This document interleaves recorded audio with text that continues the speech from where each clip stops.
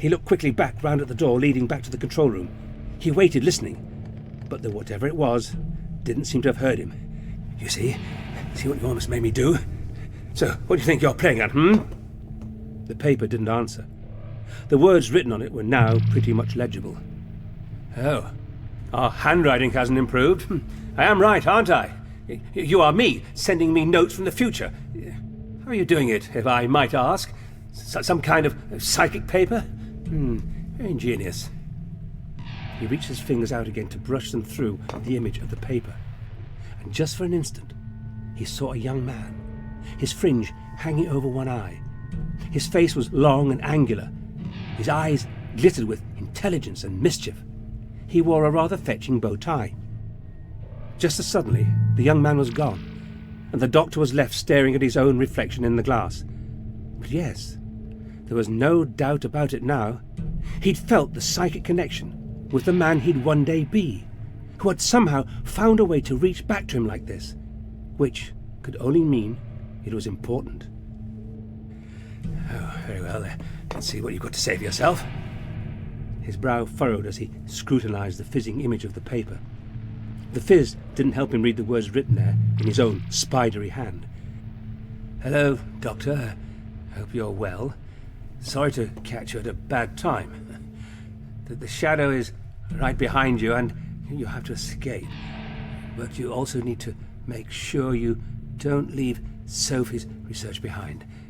Trust me, it's vital to the future. You'll thank me in the end, but it means you have to go back to the control room. Sorry. Love, the Doctor. The Doctor stared in horror at the paper, as if his expression might affect the words written there. But that's ridiculous. I don't stand a chance. And if I don't stand a chance, then you'll never exist either. Then he noticed the writing at the bottom of the page, in small letters, squeezed into the small space. P.S. I know what I'm doing. But that's what I always say when I don't know what I'm doing. The paper started to fade. Now the Doctor could barely make out the writing. Then the page was utterly gone, and he was staring at his own horrified reflection in the glass of the observation window. He had no doubt the message was genuine. He'd felt the psychic connection, and besides, it was just in his own style. And he had no doubt that the future Doctor was right when he said it was important to rescue Sophie's research. Everything her team had learned about the Quiet Ones and their civilization must be stored on the workstations. And if it was lost now, the Quiet Ones might remain a mystery forever.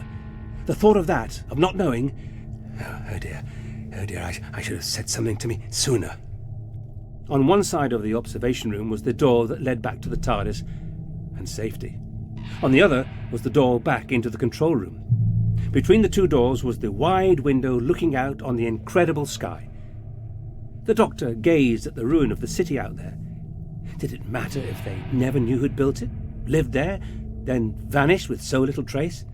Oh, Doctor, you wouldn't sleep at night if we never knew. Oh, crumbs.